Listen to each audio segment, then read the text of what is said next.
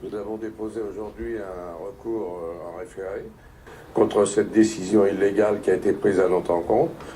Je remercie et je m'excuse vis-à-vis de tous les conducteurs qu'on a pu embêter, que les forats ont pu embêter sur les autoroutes. Mais c'était aussi la manière d'attirer l'attention vraiment des pouvoirs publics et en même temps des gens qui s'intéressent à tout ça. Parce qu'il y a des faux messages qui sont arrivés à passer.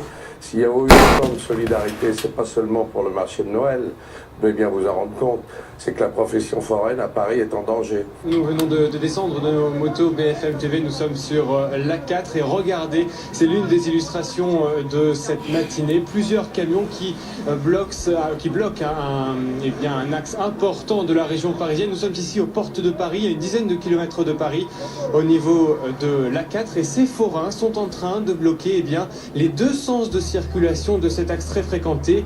L'A4, c'est ce que voulait absolument éviter les forces de l'ordre, que ces forains puissent bloquer ou en tout cas ralentir la circulation en région Île-de-France et à Paris. Aujourd'hui, des forains, vous l'imaginez, particulièrement motivés, furieux contre la mairie de Paris qui a décidé cet été l'annulation, la suppression du marché de Noël sur les Champs-Élysées, mais également la suppression de la foire de la place de la Bastille dans l'Est parisien et celle du Grand Palais. Puis il y a ce projet qui a fait déborder le vase finalement, c'est la suppression, ou en tout cas la diminution de l'une des foires les plus importantes de la région parisienne. Il s'agit de la foire du Trône dans le 12e arrondissement de la capitale.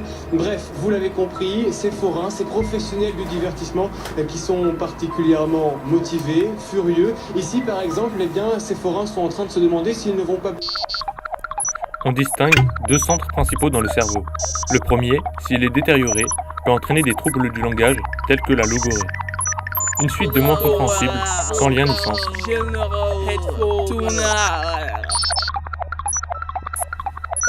Lorsque le second centre est touché, il peut entraîner par exemple la perte de l'ouïe.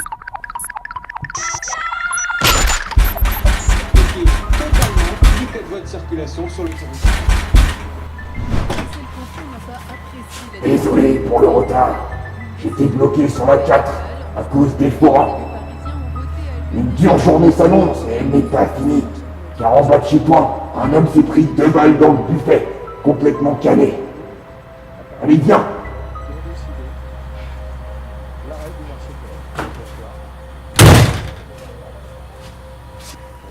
Et aucun respect.